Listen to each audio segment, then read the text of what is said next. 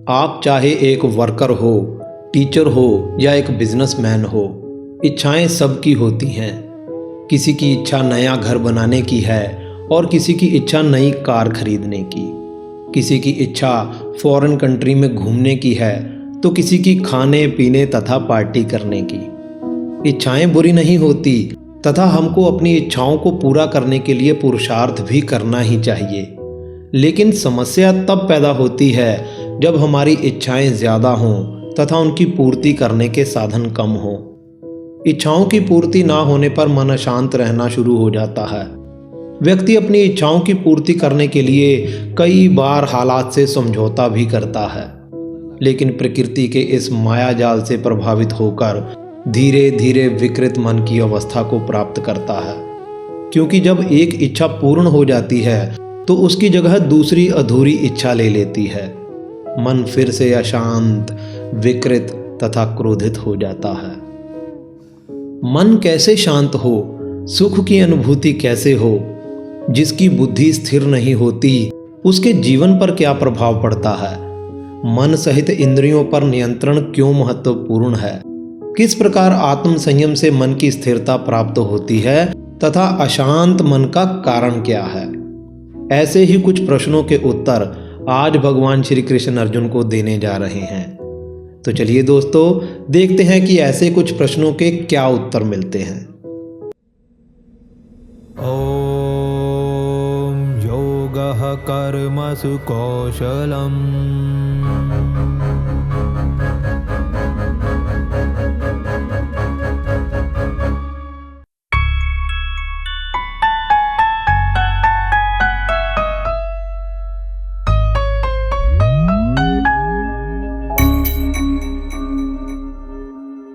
हरिओम।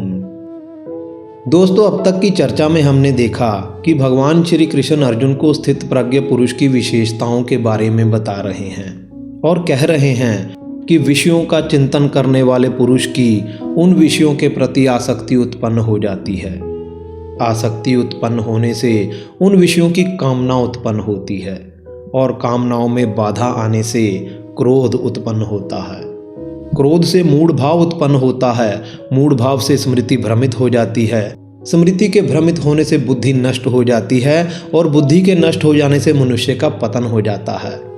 परंतु जिसने मन सहित अपनी इंद्रियों को वश में कर लिया है, वह राग द्वेष से रहित अपने वश में की हुई इंद्रियों से विषयों का भोग करता हुआ भी अंतःकरण की निर्मलता को प्राप्त हो जाता है। और अंतःकरण की निर्मलता को प्राप्त होने के बाद साधक को क्या प्राप्त होता है? इस पर श्री कृष्ण कहते हैं, प्रसादे सर्व दुखानाम हानिरस्योपजायते प्रसन्न चेतसो ह्यशु बुद्धि पर्यवतिष्ठते।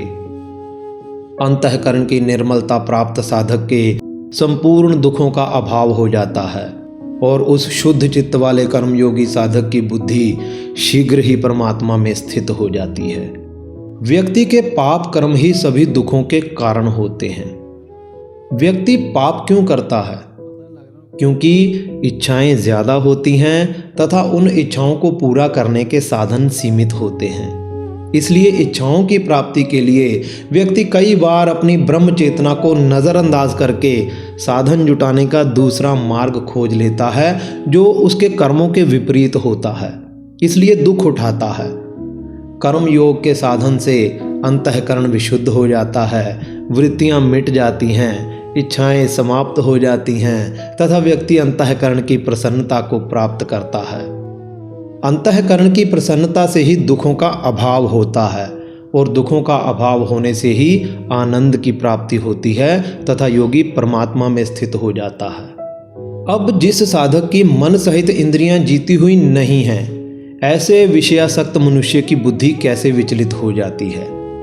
इसके बारे में श्री कृष्ण कहते हैं, नास्ति बुद्धिर्युक्तस्य न चायुक्तस्य भावना न चा भावयतः शांतिर अशांतस्य कुतः सुखम। अयुक्त पुरुष के अंतःकरण में निश्चयात्मिका बुद्धि नहीं होती और उस अयुक्त मनुष्य के अंतःकरण में भावना भी नहीं होती तथा भावना रहित मनुष्य को शांति नहीं मिलती और शांति के बिना सुख कहाँ।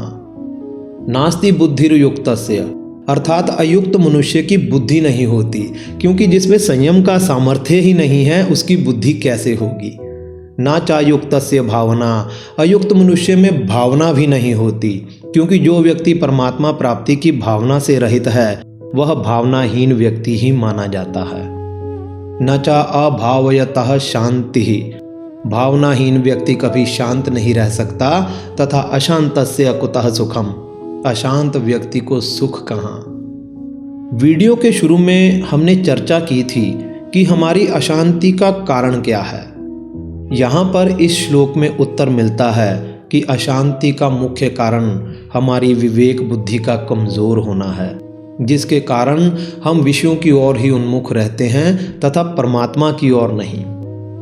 अयुक्तस्य कस्माद् बुद्धि न अस्ति इति उच्यते, अर्थात अयुक्त पुरुष के बुद्धि क्यों नहीं होती। इस पर श्री कृष्ण कहते हैं, इंद्रियाणाम ही चरताम यन्मनो अनुविधीयते तदस्य हरति प्रज्ञाम वायुर्नावमिवाम्भसी। जल में जिस प्रकार वायु नाव को खींच ले जाती है, उसी प्रकार विषयों में विचरती हुई इंद्रियों में से जिस किसी इंद्री के साथ मन रहता है वह एक ही इंद्री उस अयुक्त मनुष्य की बुद्धि को हर ले जाती है। अपनी इंद्रियों के वशीभूत होकर जीना पशु तुल्य है।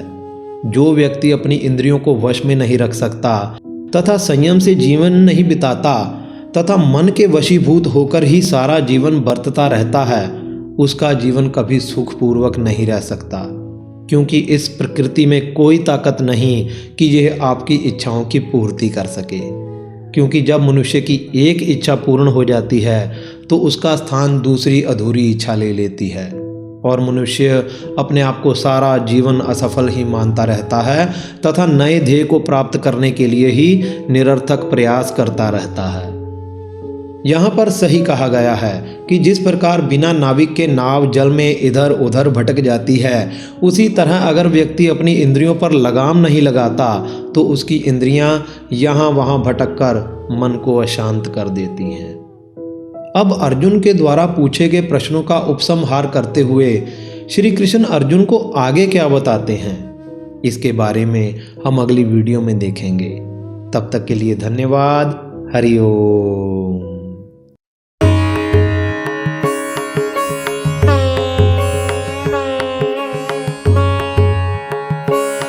दोस्तों, पिछली वीडियो में हमने प्रश्न पूछा था कि विष्णु के 10 अवतारों में से 8वां अवतार किसका है। ए कृष्ण का, बी राम का, सी परशुराम का तथा डी वामन का। सही उत्तर है ए कृष्ण का। विष्णु के 10 अवतारों पर बनी हमारी विशेष वीडियो देखने के लिए डिस्क्रिप्शन में दिए हुए लिंक पर क्लिक करके देख सकते हैं। इस श्रृंखला से जुड़ा हुआ हमारा 40वां प्रश्न है कि इनमें से कौन सा दर्शन अद्वैत की धारणा पर जोर देता है। ए सांख्य, बी वेदांत, सी योग तथा डी मीमांसा। कृपया कमेंट करके ज़रूर बताएं और अगर वीडियो अच्छी लगी हो तो लाइक ज़रूर कर दें और जिन लोगों ने अभी तक चैनल को सब्सक्राइब नहीं किया है वो कृपया सब्सक्राइब ज़रूर कर दें। धन्यवाद। हरि ओम।